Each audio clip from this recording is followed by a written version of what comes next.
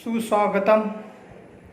अहमदनगर जिला मराठा विद्या प्रसारक समाज अहमदनगर का new arts commerce and science college Parner में प्राध्यापक डॉक्टर हनुमंत गायकवाड़, हिंदी विभाग। छात्रों, अभी हम पाश्चात्य विद्वानों द्वारा प्रतिपादित काव्य की परिभाषाओं को देखेंगे। इसके अंतर्गत जो अंग्रेजी की काव्य परिभाषाएं दी गई है, जिन विद्वानों ने यह परिभाषाएं दी है, इसका हम अध्ययन करेंगे। इसके अंतर्गत इनसाइक्लोपीडिया ब्रिटानिका, ड्राइडन, कॉलरिज और विलियम वर्ड्सवर्थ, शैली, Matthew Arnold, doctor Johnson, chambers, course आदि विद्वानों ने अंग्रेजी काव्य परिभाषाएं दी गई है। इसके अंतर्गत हम सबसे पहले इनसाइक्लोपीडिया ब्रिटानिका में जो काव्य की परिभाषा दी गई है वह हम देखेंगे। इसमें यह लिखा है कि poetry art work of the poet, यानी कवि का कार्य कला काव्य है। यह लक्षण अस्पष्ट है। पहले कवि को समझा जाए तब उसके कार्य को काव्य कहा जाए। कवि के माध्यम से कविता की परिभाषा उचित और स्पष्ट नहीं है।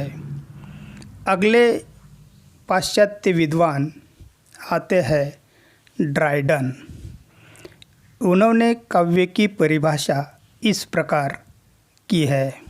वह कहते हैं, पोएट्री इज़ आर्टिक्यूलेट म्यूजिक, यानी कविता सुस्पष्ट संगीत है। यह परिभाषा सर्वत्र सत्य नहीं। अनेक गीत जो गाए जाते हैं वे सभी काव्य की परिभाषाएं नहीं रखते। संगीत कविता का पक्ष है, परंतु संगीत काव्य तत्व का अनिवार्य अंग नहीं। संगीत केवल सुनने की वस्तु है, पर कविता अभ्यास, पठन और मनन से भी आनंद देती है। इसके अतिरिक्त सभी कविताओं में संगीत नहीं रहता। इस परिभाषा के स्वीकार करने पर उन्हें काव्य के क्षेत्र से बहिष्कृत करना रहेगा। अतः यह परिभाषा उपयुक्त नहीं है। अगले पाश्चात्य विद्वान आते हैं कॉलरिज। प्रसिद्ध कवि कॉलरिज ने लिखा है कि poetry is the best words in their best order, यानी सर्वोत्तम शब्द अपने सर्वोत्तम क्रम में कविता होती है। यहाँ प्रश्न ये है कि सर्वोत्तम शब्द कौन है और उनका सर्वोत्तम क्रम क्या है। सबसे उत्तम अर्थ देने वाले स्वर्ग, सोना, पुरुष, पुष्प, सौंदर्य, अमृत आदि शब्द उत्तम होने चाहिए। ऐसी दशा में मृत्यु, कीचड़, नरक आदि शब्द बुरे होंगे और काव्य के क्षेत्र से उन्हें निकाल देना पड़ेगा। अगले पाश्चात्य विद्वान आ जाते हैं विलियम वर्ड्सवर्थ। उन्होंने काव्य की अंग्रेजी परिभाषा इस प्रकार दी है। Poetry is the spontaneous overflow of powerful feelings. It takes its origin from emotions recollected in tranquility। यानी कविता प्रबल अनुभूतियों का सहज उद्रेक है जिसका स्रोत शांति के समय में सहज मनोयोगों से फूटता है। विलियम वर्ड्सवर्थ की परिभाषा तथ्यपूर्ण है क्योंकि यह भावानुभूति और अभिव्यक्ति की प्रक्रिया को स्पष्ट करती है। इस लक्षण में भी आपत्ति उठाई जा सकती है। शांति के समय में सभी अपने मनोवेगों को स्मरण करते हैं और अपने प्रबल भावों को प्रकट भी करते हैं। क्या वह सब काव्य हो जाता है? यहाँ पर अभिव्यक्ति कला और उससे उसके प्रभाव का उल्लेख नहीं है।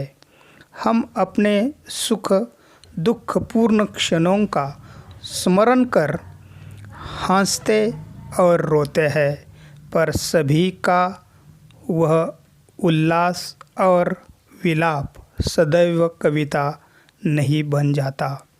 कविता के लिए उस सहज अभिव्यक्ति में सौंदर्य, संयम और प्रभाव की आवश्यकता है, परंतु इसमें संदेह नहीं कि प्रतिभा और अभिव्यक्ति कौशल से युक्त कवियों की काव्याभिव्यक्ति की प्रक्रिया यहाँ पर अवश्य स्पष्ट हुई है।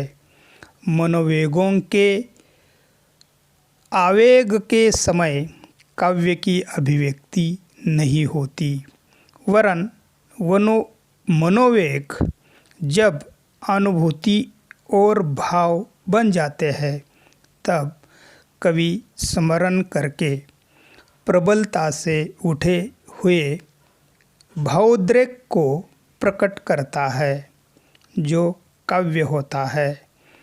कहा भी गया है, भावः स्मरण रक्षः। भावों का स्मृत रूप आनंददायी होता है और उनकी प्रतिभा संपन्न कवियों के द्वारा अभिव्यक्ति कविता बन जाती है। इस प्रकार विलियम वर्ड्सवर्थ ने यह परिभाषा इस प्रकार कही है, कविता प्रबल अनुभूतियों का सहज उद्रेक है जिसका स्रोत शांति के समय में स्मृत मनोवेगों से फूटता है। अगले पाश्चात्य विद्वान आ जाते हैं शैली। उन्होंने यह परिभाषा दी है, poetry is the record of the best and happiest moments of the happiest and best minds. Shelley यह कहते हैं कि सर्व सुखी और सर्वोत्तम मनों के सर्वोत्तम और सर्वाधिक सुखपूर्ण क्षणों का लेखा कविता है। यहाँ पर यह शंका उठाई जाती है कि सबसे सुखी क्षण कौन है? उनका लेखा सदैव कविता होगी? यह संदिग्ध है। सुखपूर्ण क्षणों से अधिक काव्य के बीच तो विषादपूर्ण क्षणों में उगते हैं, जैसे कि स्वयं शैली का ही विचार है कि हमारे सबसे मधुर गान वे हैं जिनमें विषादपूर्ण भाव व्यक्त किए जा सकते हैं। अगले पाश्चात्य विद्वान आ जाते हैं मैथ्यू आर्नोल्ड। उन्होंने काव्य की अंग्रेजी परिभाषा इस प्रकार दी है: poetry is at bottom a criticism of life. यानी कविता अपने मूल रूप में जीवन की आलोचना है। इस लक्षण में उत्तम काव्य की विशेषता स्पष्ट हुई है, परंतु यह कोई विशिष्ट लक्षण नहीं माना जा सकता। जीवन की समीक्षा सहज और रूपों में भी हो सकती है, केवल कविता में ही नहीं। अतः यह आर्नोल्ड के निजी काव्यदर्श का संकेत करने वाली उक्ति लगती है।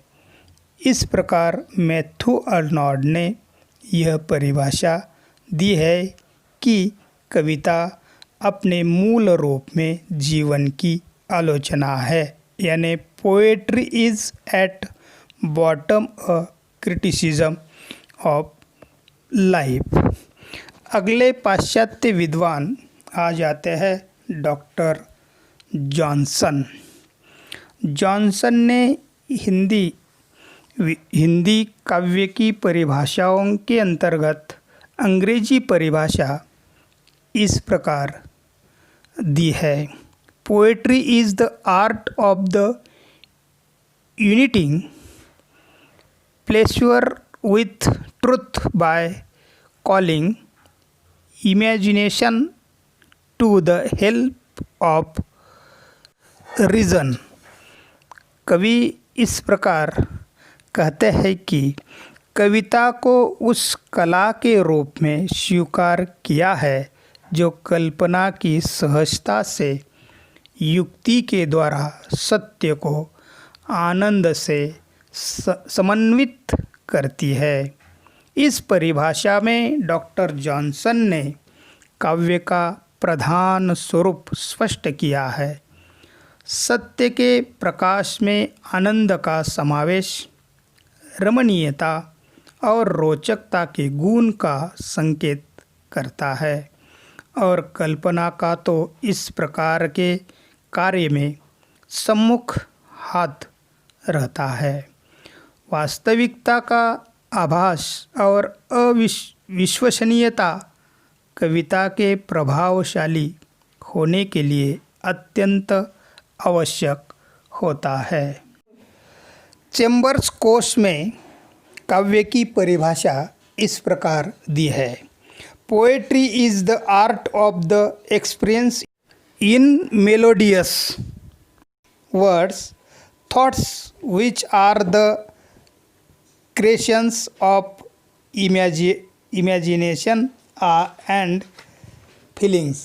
इस परिभाषा में यह कहा गया है कि कल्पना और अनुभूति से उत्तम विचारों को मधुर शब्दों में अभिव्यक्त करने की कला कविता है। इस परिभाषा में काव्य के समस्त तत्वों का उल्लेख हुआ है। काव्य के भीतर अभिव्यंजना कौशल रहता है, साथ ही कल्पना और अनुभूति तथा विचार तत्व भी काव्य में अवश्य है। केवल इस परिभाषा में एक दोष है अतिव्याप्ति का। काव्य के लिए आवश्यक नहीं कि वह सदैव संगीतमय मधुर शब्दों के रूप में ही हो, अतः कविता के लिए मधुर से अधिक लयात्मक एवं प्रभावशाली या प्रभावकारी शब्द आवश्यक हो सकते हैं। इस प्रकार पाश्चात्य विद्वानों ने काव्य की अंग्रेजी की परिभाषाएं इस प्रकार दी गई है। धन्यवाद।